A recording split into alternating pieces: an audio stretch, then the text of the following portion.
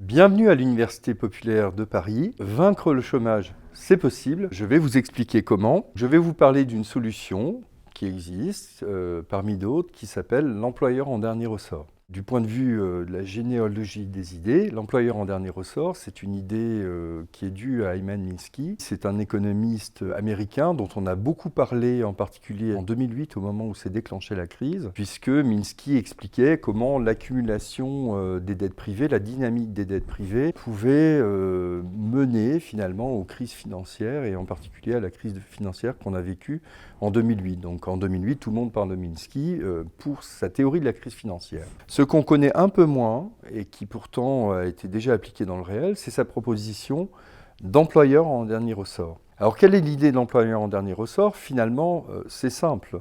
C'est que dans les situations difficiles, dans les situations de crise, le chômage augmente. Et bien plutôt que de laisser bêtement les gens au chômage, être dans les difficultés et les indemniser pour cela, eh bien l'État et les collectivités locales donnent un emploi aux chômeurs, un emploi qui est dans leurs compétences et un emploi qui est dans un secteur socialement utile. Vous savez que le marché peut répondre à certains de nos besoins, il le fait très bien d'ailleurs dans certains secteurs, il le fait moins bien dans d'autres secteurs comme la santé ou l'éducation. L'État peut répondre très bien à nos besoins dans d'autres secteurs, mais il y a des secteurs dont les besoins ne sont pas satisfaits. Il y a des besoins sociaux qui ne sont satisfaits ni par l'État ni par le marché. Eh bien, en situation de crise, on crée des emplois dans ces secteurs en fonction des besoins locaux. Par exemple, à Paris, on a un besoin de crèche, on a besoin de gens qui travaillent dans les crèches.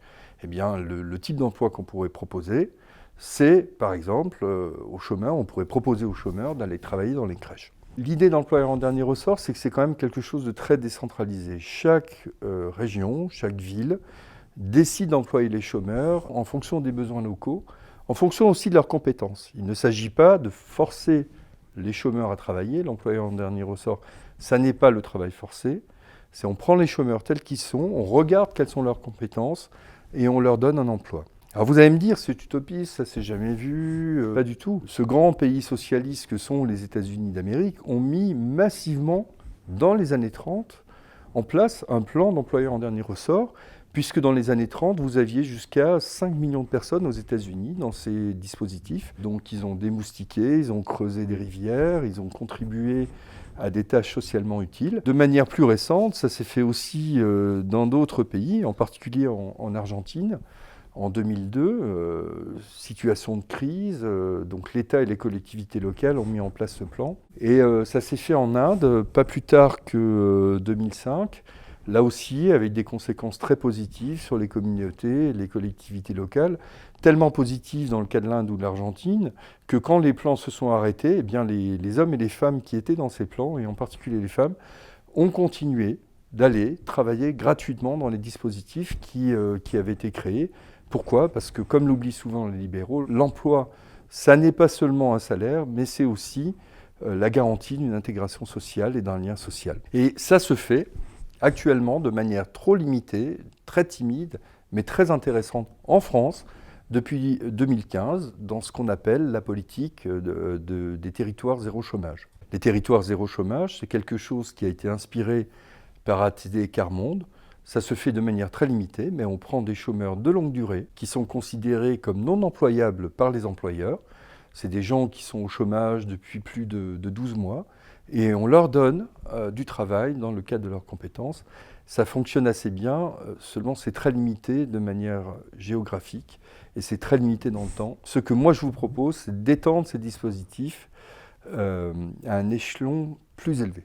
Alors, quels sont les avantages d'une politique d'employeur en dernier ressort? Il y en a plusieurs. Tout d'abord, il s'agit de répondre à des besoins sociaux non satisfaits, qui sont de plus en plus nombreux à différents endroits. Il s'agit aussi d'assurer le plein emploi sans avoir besoin de croissance. Parce qu'on a tendance à l'oublier aujourd'hui, mais on est focalisé sur cette question de la croissance, mais la question de la croissance, finalement, elle surgit dans les années 60, au moment de la guerre froide, pour comparer les deux blocs. Nous ne sommes plus dans la guerre froide, nous avons un problème écologique, donc il faut aussi réfléchir à des solutions d'emploi qui ne passent pas forcément par la croissance. La solution que je vous propose, employeur en dernier ressort, permet de se passer de cette croissance et de cette obsession pour la croissance. L'un des avantages auxquels les concepteurs n'avaient pas pensé, c'était de permettre une meilleure rémunération, une rémunération égale entre les hommes et les femmes, ce qui a permis de faire évoluer les mentalités en Inde et en Argentine. Et ça a été apprécié par les communautés. Ils se sont dit finalement l'égalité homme-femme, c'est possible et ça fonctionne. Ce qui a priori n'était pas du tout l'objectif du programme. Par ailleurs, on peut aussi utiliser l'employeur en dernier ressort pour travailler à la transition écologique, donc proposer aux chômeurs de travailler dans des emplois qui sont en lien avec la transition écologique. Alors pour conclure, contre le chômage, on n'a pas tout essayé. L'employeur en dernier ressort est une solution parmi d'autres. Elle ne s'envisage pas forcément seule.